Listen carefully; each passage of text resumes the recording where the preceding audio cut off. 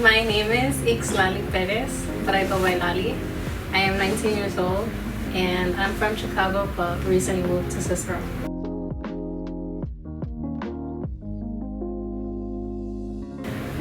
My lifestyle before my conversion was kind of a mess. In a way, I feel like I was always out partying, picking fights with my parents or my siblings, and just I was very lazy as well.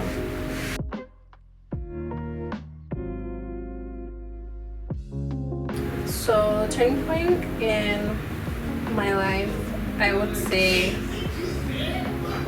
was when I lived the Iskali retreat. I felt like just before that, I was going through a lot. I had failed my first semester of college and ended up dropping out and just focused on work. So that put me in like a really depressing state. And then I was also going through some losses. I had lost a nephew, and then I had also lost my godfather, and they were a few months away from each other. And I had gotten invited to live the retreat more than once, but never really felt called until May 2023. And once I was there, right off the bat on the first day, I cried, and I cried all 3 days actually. But it was an amazing experience. It opened my eyes a lot, because with the losses of my nephew and my godfather, I felt like I questioned as to why were they taken away from me. And it was really hard to kind of deal with the pain, and it still kind of is. But I feel like I'm more at ease now, knowing that they're up in heaven with God and with all the angels.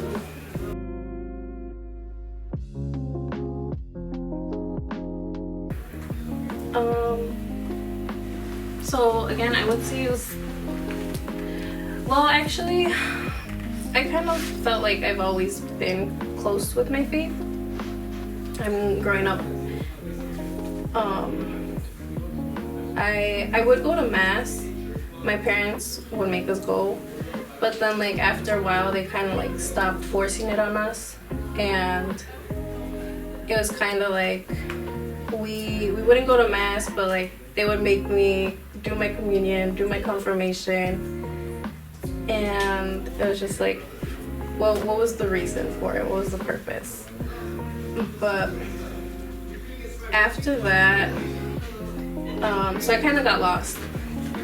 And again, once I left the retreat, I felt like I connected with so many other young Latino adults who were either struggling in the same ways that I was, or different stories but somewhat similar.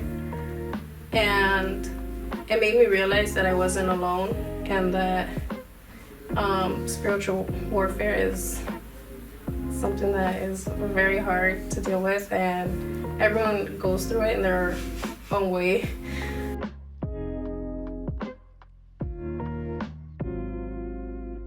I would say I struggle with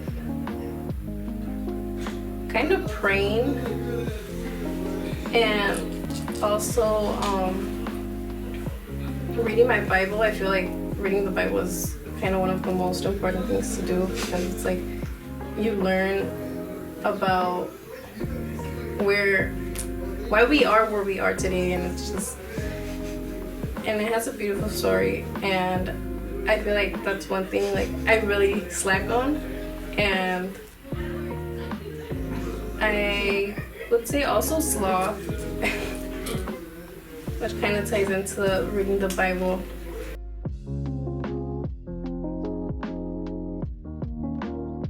I would say it's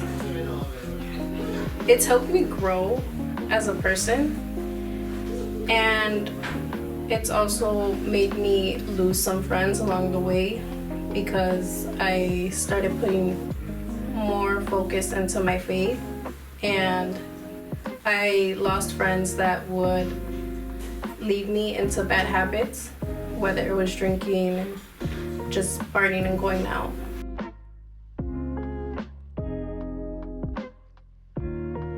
My goal is, I actually purchased a book, and each day it gives you a different reading and you reflect on it, and I'm really excited to see where that takes me. And then I've also decided to give up Coca-Cola, because if you know me, you know. It's my favorite soda, and I feel like it's something I had to give up because it's something I constantly am always drinking. My invitation for others would be just give it your all that you can and try your best. I know it's hard, and sometimes we fall into temptation or forget. I know I usually sometimes forget that Fridays we don't even eat, and like I catch myself and I'm like, wait. So it's okay, you know. Yeah.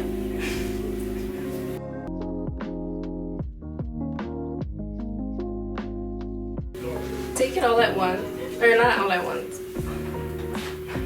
Little by little.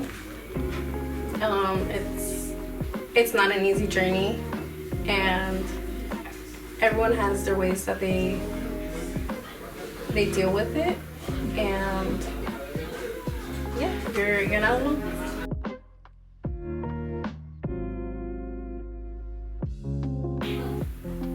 I feel like I'm still kind of going through the process. I mean, every day it's something new.